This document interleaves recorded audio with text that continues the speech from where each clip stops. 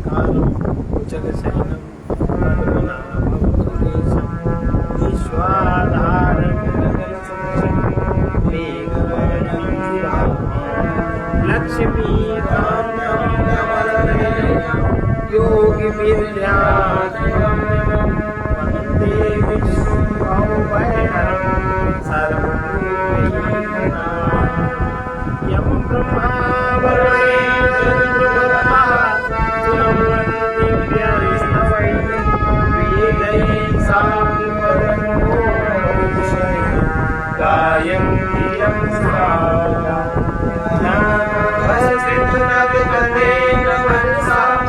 पश्यन्ति यमयोगिनो यस्यान्तं न विदुषुरासुरः देवाय तस्मै नमः।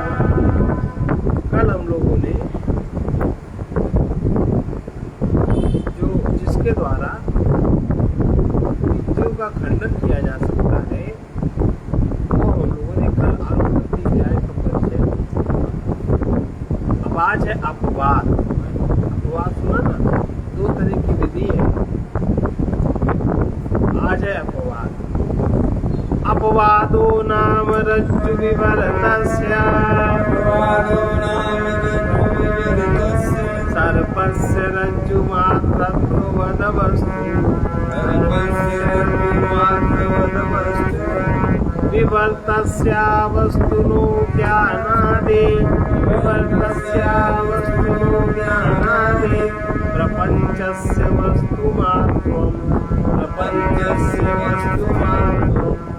तदुक्तं सततोऽन्यथा प्रथा विकार इत्युदीरिता अतत्त्वनोऽध्या प्रथा विवर्त इत्युदीरिता।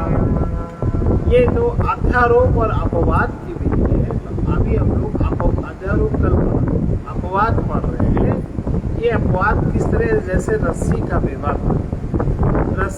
विवर्त रूपांतर अज्ञान जन्य मिथ्या रूप सांप का निराकरण जब होता है रस्सी में जब विवर्त होता है, रस्सी का जो विवर्त होता है सांप, और सांप विवर्त है वो बुद्धि में, हाथ में तो है नहीं, तो उसका वो भ्रम है। अब ऐसे भ्रम को समझने के लिए, इस भ्रम को समझने के लिए इसका जब तक निराकरण नहीं होगा और जब तक हम रस्सी ही नहीं समझ पाएंगे तब तक इसका निराकरण नहीं हो पाएगा। ये रस्सी के विवर्त रूपांतर अज्ञान जन्य मिथ्या रूप सांप का निराकरण होने पर रस्सी मात्र के बोध के समान जो वस्तु है ब्रह्म के विवर्त। ब्रह्म का विवर्त क्या है? अवस्तु माने अज्ञान। ये तो कहोगे हम नहीं जानते। ब्रह्म का विवर्त अज्ञान आदि समस्त जगत का निराकरण होने पर समस्त जगत अज्ञान में जो जगत आरोपित है, अज्ञान जिसका आधार है, इसमें जो समस्त जगत का जब तक निराकरण नहीं हो जाता तब तक वस्तु मात्र माने ब्रह्म का बोध होना अपवाद नहीं होगा। वो बाहर से नहीं होता निराकरण, अपनी बुद्धि में ही होता है। जितनी बुद्धि सूक्ष्म बारीक जागृत होती है उतना ही जो आवरण है वो अलग हटता है।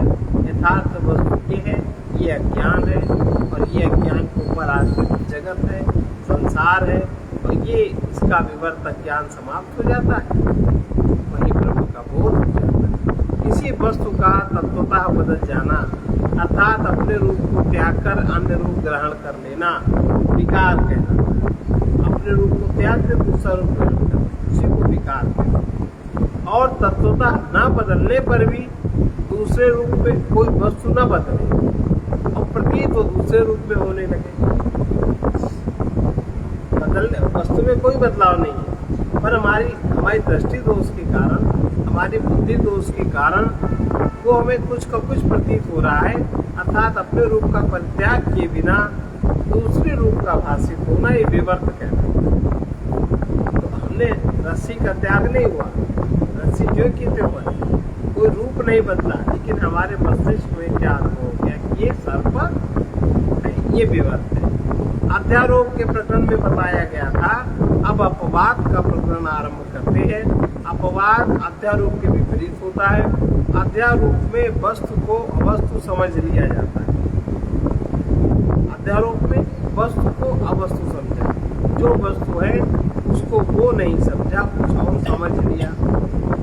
जैसे अंधेरे में पड़ी रस्सी वस्तु को सर्प अवस्तु समझ लेना, किंतु अपवाद में उस अवस्तु को हटा दिया जाता है। अध्यारोप में आरोपित कर दिया, आधार माने जो अध्यारोप जो है उससे हम नीचे हो गए, कल्पना में चले गए, था नहीं गए, आरोपित कर दिया। और अपवाद में उस आरोपित वस्तु को हमने अपने मस्तिष्क से हटा दिया। ये है। तो जैसे कि अंधेरे में रस्सी में सांप का मिथ्या ज्ञान हुआ था, वो प्रकाश में उस रस्सी को देखने से मिथ्या ज्ञान हट जाता है। ये हुआ क्या? अध्यारोप का अपवाद। अर्थात वो समझ लेता है ये सांप अवस्तु नहीं है, रस्सी वस्तु है, ऐसा ज्ञान होना। सांप अवस्तु माने सांप नहीं, सांप अवस्तु और जो वस्तु है वो रस्सी है, ऐसा ज्ञान हो जाना अपवाद है।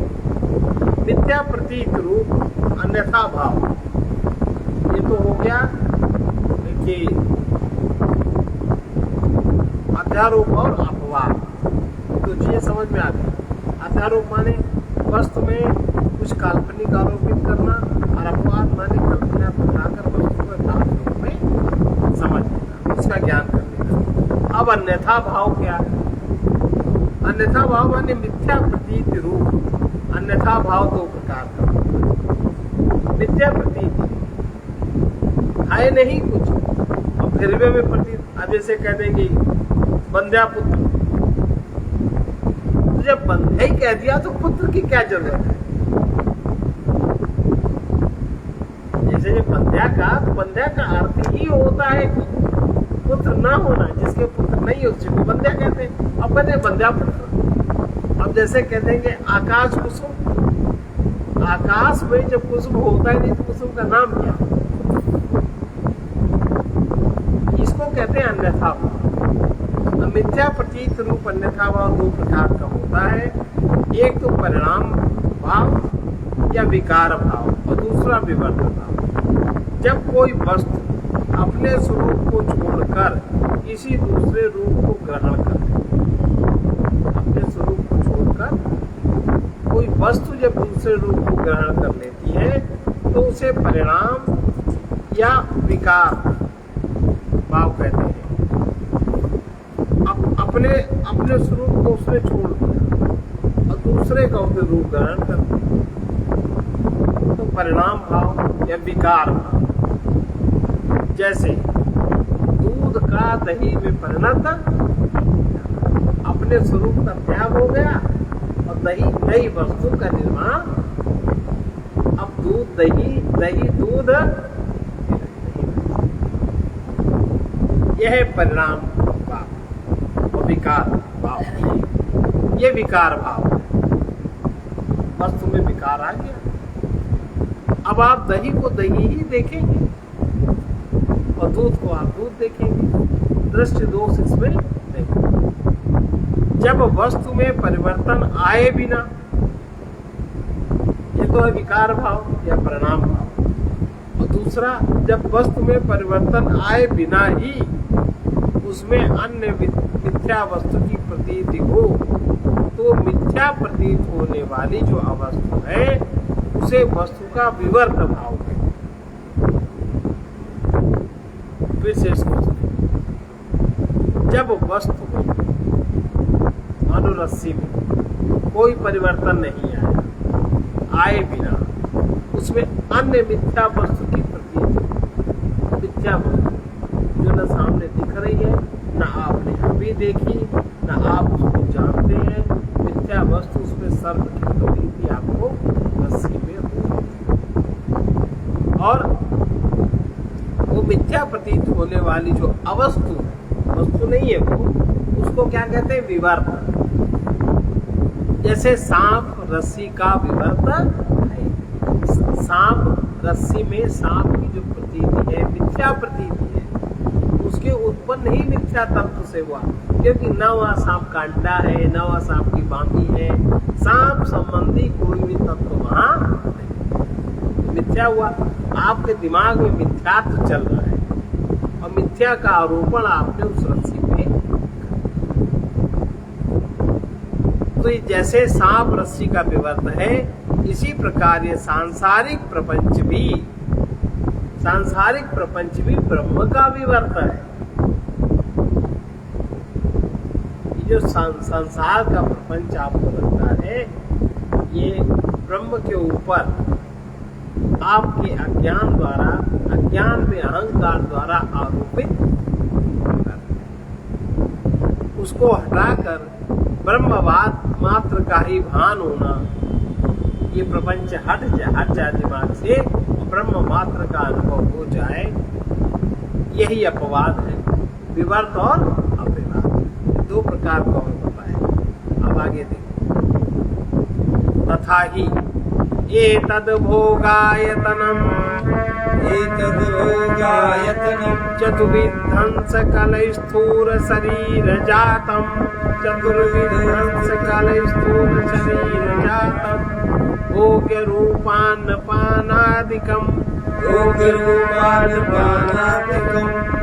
एतदायतनभूत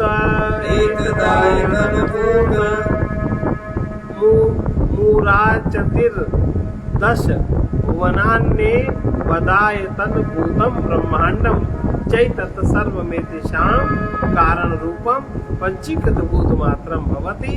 एतद् ज्ञानं ज्ञानोपहितं चैतन्यं चेश्वरादि मेतदाधार भूतानुपहित चैतन्य रूपम तुरीयम ब्रह्म मात्रम। ये कैसे समझेंगे हम, कैसे ये ब्रह्म मात्र है, उसकी विधि बता रहे हैं। अब वो अपवाद की प्रक्रिया बताते हैं। यह भोग का आश्रय चारों प्रकार के भोग का आश्रय, जिससे भोग होता है, ये भोग का आश्रय चारों प्रकार के स्थूल शरीरों का समूह, चार प्रकार के स्थूल शरीरों का समूह माने अंडज, स्वेदज, उद्भिज, जरायु, चारों प्रकार के स्थूल शरीरों का समूह भोग रूप अन्न, पान आदि तथा इनके आधारभूत भू आदि 14 लोक और उन लोकों का आधारभूत ब्रह्मांड, ये सब अपने कारण रूप पंचीकृत महाभूत हो जाते हैं। पंचीकृत अपने कारण में जब जाएंगे तो पंचीकृत महाभूत हो जाएंगे, अर्थात उन पंचीकृत महाभूतों में जितना भी दृश्य जगत है सब विलीन हो जाता है। ये शब्द आदि स्पर्श रूप रस गंध सहित पंचीकृत भूत तथा सूक्ष्म शरीरों का समूह। अब ये सूक्ष्म शरीर पंचीकृत में विलीन हो गया, जो दृश्य जगत है, जो बना स्थूल देह का, जो भुवन बने, लोक बने, चार प्रकार के शरीर बने, तो जितना भी ये पंचीकरण की प्रक्रिया का बना हुआ है वो सब सूक्ष्म भूतों में लीन हो जाता है। और पंचीकृत भूत तथा सूक्ष्म शरीरों का समूह, पंचीकृत भूत जो बने और जो सूक्ष्म स्थूल शरीर सबके टूट गए, पर पंचीकृत भूत बचे ना, और सूक्ष्म शरीरों के समूह जो सबके सूक्ष्म शरीर है, शब्द स्पर्श रूप रस गंध आदि पंचीकृत भूत सूक्ष्म शरीरों के समूह, ये सब अपने कारण रूप अपंचीकृत भूत मात्र में विलीन हो जाते हैं, शुद्ध तत्व उनमें विलीन हो जाते हैं। ये सत्व आदि गुणों सहित अपंचीकृत महाभूत की उत्पत्ति के विपरीत क्रम से अपने कारणभूत अज्ञानोपहित चैतन्य मात्र में विलीन हो जाते हैं। पंचीकृत ये जो शुद्ध सूक्ष्म महाभूत है, ये काहे में विलीन हो जाते हैं? अपने कारणभूत, जो उनके कारणभूत अज्ञानोपहित चैतन्य, अज्ञानोपहित चैतन्य माने ईश्वर और चैतन्य मात्र में विलीन हो जाते हैं। और ये अज्ञानोपहित चैतन्य, अज्ञानोपहित चैतन्य माने ईश्वर आदि, ईश्वर आदि अपने आधारभूत अनुपहित चैतन्य रूप, जहाँ कोई आवरण नहीं है, अनुपहित शुद्ध चैतन्य रूप तुरीय ब्रह्म में लीन, तुरीय ब्रह्म तुरीय अवस्था में ही ये ब्रह्म की पंचभूतों की उत्पत्ति का जो क्रम कहा गया है उसके विपरीत क्रम से, अर्थात पृथ्वी जल में, जल अग्नि में, अग्नि वायु में, वायु आकाश में, आकाश अव्यक्त में, अव्यक्त माने प्रकृति, अव्यक्त निष्कल ब्रह्म में विलीन हो जाता है। यही उत्पत्ति का क्रम है। ब्रह्म से अव्यक्त माने प्रकृति, अज्ञानमयी चैतन्य, और अव्यक्त से महत से अहंकार, अहंकार से पंचतन मात्रा, पंचमहाभूत, ऐसे तो विलीन हो जाता है। ये क्रम महाभारत में उल्लिखित है। यहाँ कहने का तात्पर्य है कि अध्यारोप में जिस वस्तु की उत्पत्ति सर्वप्रथम हुई है उसका अपवाद होने पर वो वस्तु सबसे अंत में विलीन। अध्यारोप की उत्पत्ति का क्रम ये है, अज्ञान रूपी चैतन्य सबसे पहले से अपंचीकृत भूत, उससे पंचीकृत भूत, फिर सूक्ष्म शरीर, उससे स्थूल शरीर, और उससे स्थूल प्रपंच की उत्पत्ति हुई। अपवाद में इस प्रकार में होता है, स्थूल प्रपंच का स्थूल शरीर में, उसका सूक्ष्म शरीर में, उसका पंचीकृत भूत में, फिर उसका ज्ञानोपहित चैतन्य में, और फिर उसका तुरीय चैतन्य में भी हो जाता है। ये अब तत्व पदार्थ शोधनम, पदार्थ में तत्व का शोध किस प्रकार करना चाहिए जो कि हमें स्पष्ट रूप से उसका ध्यान। अब इन दोनों अध्यारोप और अपवाद से छांदोग्य उपनिषद में उद्दालक ऋषि द्वारा श्वेत केतु के प्रति कहे हुए तत्त्वमसि इस वाक्य में तत् और तुम पदों के अर्थ में भी शोधित रूप स्पष्ट हो जाता है। वो इस प्रकार है कि अज्ञान आदि की समष्टि, उससे उपहित सर्वज्ञत्व, आदि से युक्त चैतन्य माने अज्ञान से उपहित चैतन्य माने ईश्वर। अज्ञान से उपहित चैतन्य भाई जो तीन सत्वरज तम गुण है, तीनों माया है ना। माया में जब ब्रह्म में सत्व गुण आच्छादित हुआ तो वो भी तो अज्ञान है, तो अज्ञान उपहित चैतन्य माने ईश्वर। और जब मलिन सत्व गुण आच्छादित हुआ ब्रह्म में तो वो जीव मलिन है, अविद्या हो गया, उसका माया हो गया। अज्ञान आदि की समष्टि, उससे उपहित सर्वज्ञत्व आदि से युक्त चैतन्य ईश्वर तथा अज्ञान से अनुपयुक्त चैतन्य ब्रह्म, ये तीनों तपे हुए लोहे के गोले के समान एकत्वेन अवभाषित होते हुए भी तत्पद के वाच्यार्थ अविधेय अर्थ होते हैं। जिस प्रकार अयोदहति इस वाक्य में अयस पद से अग्नि, ये तो गर्म है, अयोदहति माने ये गर्म है। तो क्या गर्म है? लोहा गर्म है। और किससे गर्म है? अग्नि से गर्म है। ये हो गया ना। इसलिए अग्नि की दाहक शक्ति तथा लोहे का भार, ये तीनों का बोध होता है। अग्नि का बोध होता है, उसकी दाहक शक्ति का बोध होता है, लोहे के भार का बोध होता है, तीनों का बोध होता है। उसी प्रकार तत्त्वमसि वाक्य में तत्पद से उक्त अज्ञान की समष्टि तीनों का बोध होता है। फिर उपाधि अज्ञान आदि से उपहित ईश्वर का आश्रयभूत, उपाधि से रहित चैतन्य तत्पद का लक्ष्यार्थ लक्षणा के द्वारा प्राप्त अर्थ होता है।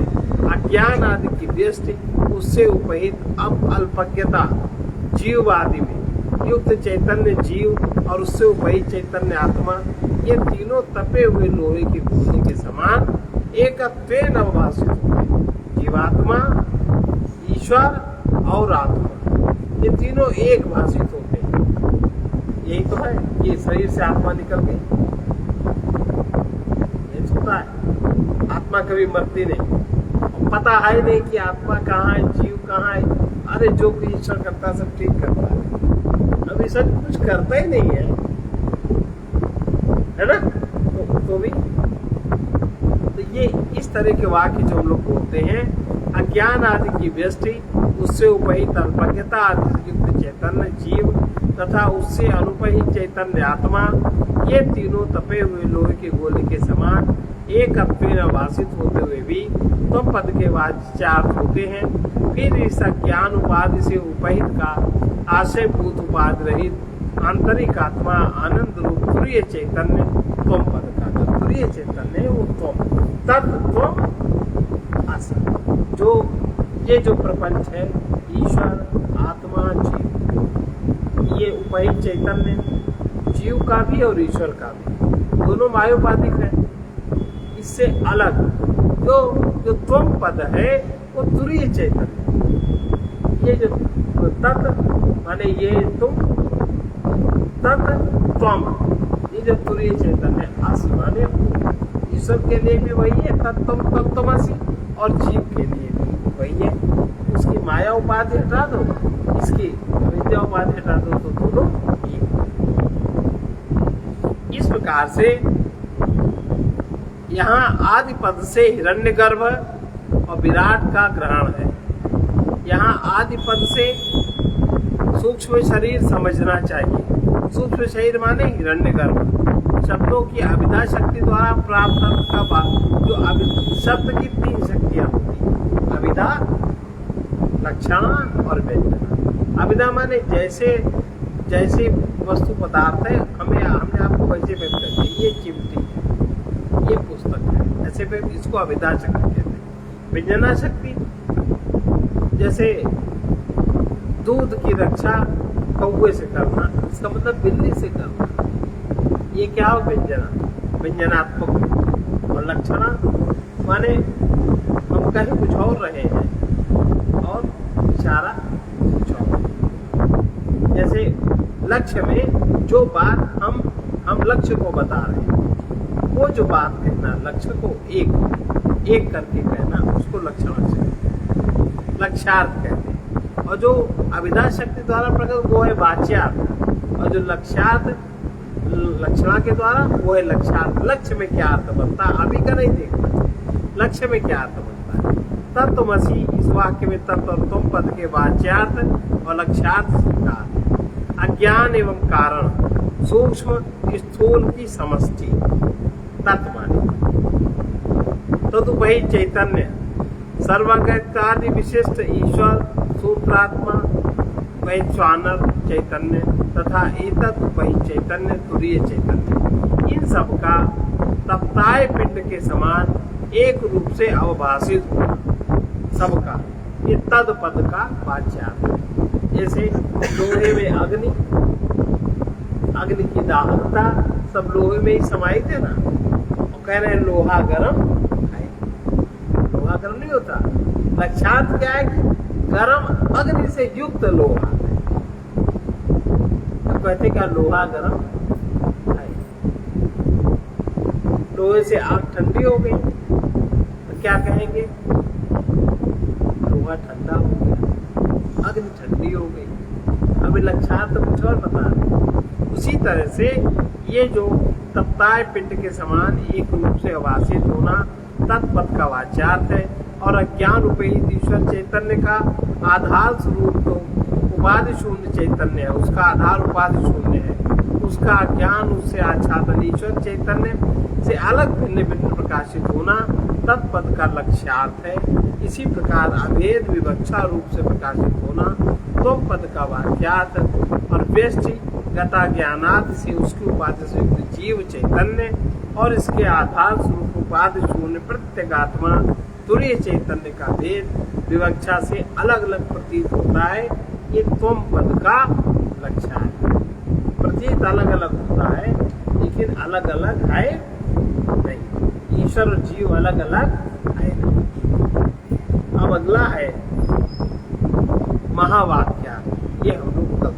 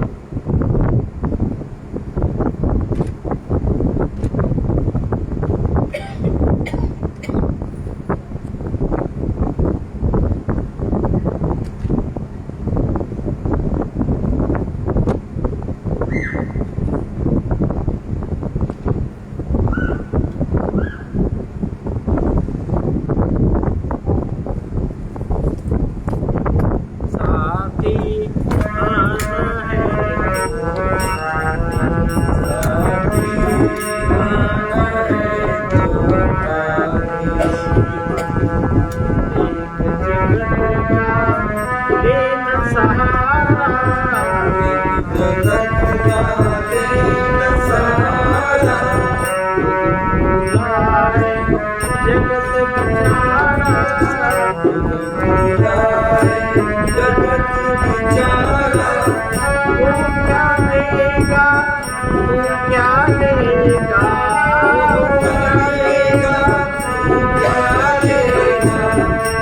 उससे नजर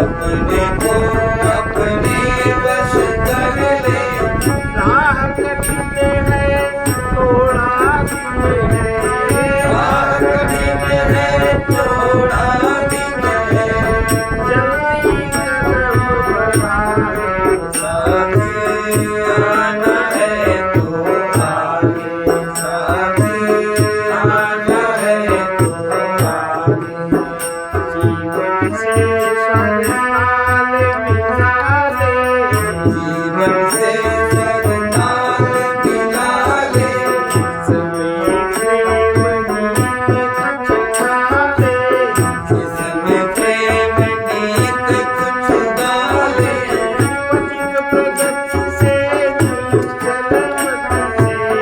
अधिक प्रगति से निश्चल मति से प्रियतम को पाले आना है तो आगे साथी आना है तो आगे आना है तो आगे वो वीर है जो दूसरों पर विजय प्राप्त करता है, किंतु जो अपने मन बुद्धि को स्ववश रखता है वो महात्मा है। सर्वे भवन्तु सुखिनः सर्वे सन्तु निरामयाः सर्वे भद्राणि पश्यन्तु मा कश्चित् दुःखभाग् कृष्णाय वासुदेवाय हरे परमात्मने प्रणतक्लेशनाशाय गोविन्दाय नमो नमः उग्रवीर महाविष्णु उग्रवीर महाविष्णु ज्वलन्तं सर्वतोमुखं ज्वलन्तं सर्वतोमुखम् नृसिंहं भीषणं भद्रं नृसिंहं भीषणं भद्रं मृत्युं नमाम्यहम् मृत्युं नमाम्यहम् असतो मा सद्गमये तमसो मा ज्योतिर्गमये विद्योर्मामृतं गमये ॐ पूर्णमदः पूर्णमिदं पूर्णात् पूर्णमुदच्यते पूर्णस्य पूर्णमादाय